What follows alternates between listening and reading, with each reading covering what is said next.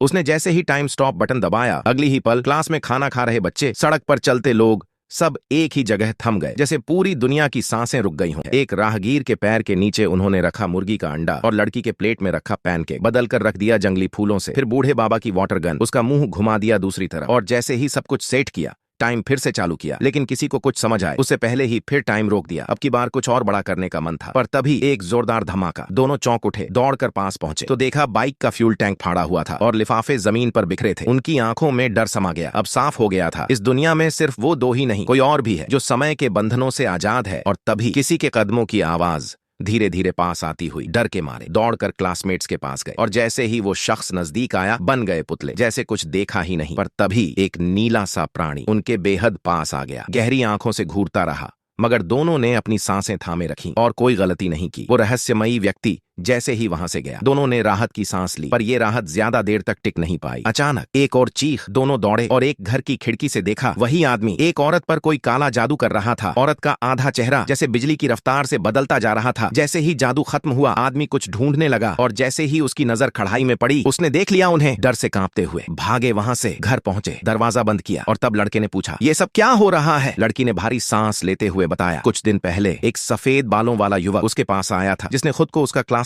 अव्वे बताया। उसने कहा, एक अवतार जैसे आदमी ने उस पर जादू किया, जिससे वो अचानक बूढ़ा हो गया। वो बस एक बॉक्स देकर गया और बोला, अगर तूने इसे उठाया तो मैं तुझसे कुछ ले जाऊंगा। फिर एक आंटी आई और बोली, ये बॉक्स मैं रखती हूँ, कोई ढूंढे तो वापस कर दूंगी। लेकिन उसने उसे अपने लॉकर में बंद कर लिया। लड़की ने सब देखा, और जैसे ही आंटी गई, उसने बिना किसी झिझक के बॉक्स निकाल लिया। घर जाकर बेटी ने बॉक्स खोला, लेकिन तभी माँ आ गई। बॉक्स को छिपाने की कोशिश की, पर गलती से बटन दब गया। माँ वहीं थम गई, जैसे मूर्ति बन गई हो, डर के मारे। फिर बटन दबाया, माँ सामान्य हो गई, पर अब वो बॉक्स ले जाने की जिद पर अड़ गई। लड़की ने फिर से टाइम रोका, बॉक्स को पलंग के नीचे छिपाया, और फिर टाइम चालू किया। अब उसे समझ आ गया था इस बॉक्स की ताकत क्या है। उसने दोस्त से खेल खेल में आइसक्रीम और मोबाइल की जगह बदल दी, और फिर बॉक्स का राज बता दिया। अब दोनों करने लगे मनमानी, लेकिन जब उन्होंने देखा आंटी की अलमारी टूटी हुई है और वो हिल तक नहीं पा रही, तो उन्हें समझ में आ गया, हरा चमड़ी वाला आदमी अब बॉक्स की तलाश में है, और अगला नंबर उनका हो सकता है। डर के मारे दोनों ने बॉक्स उसे सौंपने का फैसला किया। सोचते थे अब जान बच जाएगी, मगर हरा आदमी बॉक्स लेकर भी नहीं रुका। जैसे ही वो दोस्त पर हमला करने वाला था, लड़की चिल्ला पड़ी, रुको, ये बॉक्स मैंने चुराया था, दोस्त की कोई गलती नहीं है,